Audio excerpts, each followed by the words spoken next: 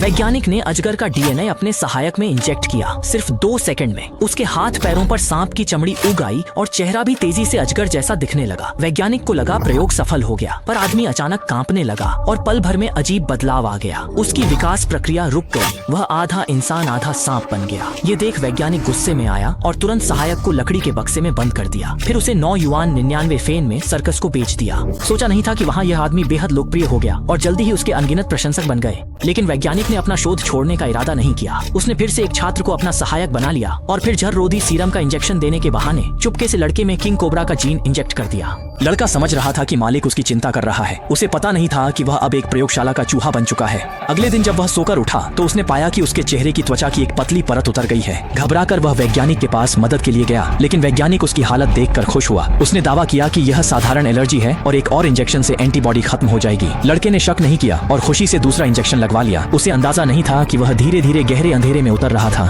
रूजिंग को अजगर देखते ही अपनापन महसूस होता था। उसके शरीर में हार्मोन काबू में नहीं रह पा रहे थे। अपनी आकर्षक उज्जवल छवि के दम पर उसने मालिक की लाडली बेटी का दिल जीत लिया। नन्ही मेई लंबे से लैब में रही और एकाकी थी। आवई के जोशीले खिंचाव में डूब गई। जब दोनों मनोरंजन पार्क में थे तभी उनका ध्यान सर्कस के सांप मानव के प्रदर्शन पर गया। मेई को लगा धोखा है और वह जाना चाहती थी, लेकिन आवई को इसमें दिलचस्पी थी। उन्होंने टिकट खरीदकर तमाशा देखने का फैसला किया। लेकिन जैसे ही उसने सांप मानव को देखा उसे हैरानी हुई कि उसकी पुतलियां नीली थीं।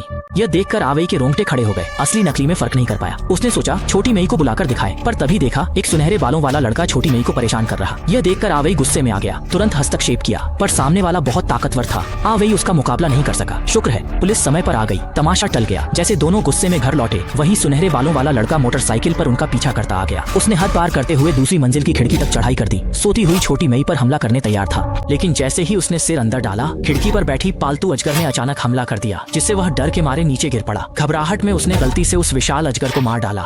अवई और उसके साथी ने शोर सुनकर देखा, लेकिन सुनहरे बालों वाला लड़का मोटरसाइकिल पर भाग चुका था। यह अजगर न केवल छोटी मेई का पालतू था, बल्कि वैज्ञानिक का सबसे कीमती खजाना था। इसलिए वैज्ञानिक ने तुरंत एक जहरीले सांप को बैग में डाल लिया और चुपचाप सुनहरे बालों वाले लड़के के घर में घुस गया। इस समय लड़का शांति से शॉवर ले रहा था। वैज्ञानिक ने जहरीला सांप निकालकर पर्दा उठाकर उसे अंदर फेंक दिया था। गड़बड़ महसूस होने तक बहुत देर हो चुकी थी। सांप ने तुरंत उसके पैर की एड़ी पर काट लिया और वह गिर पड़ा।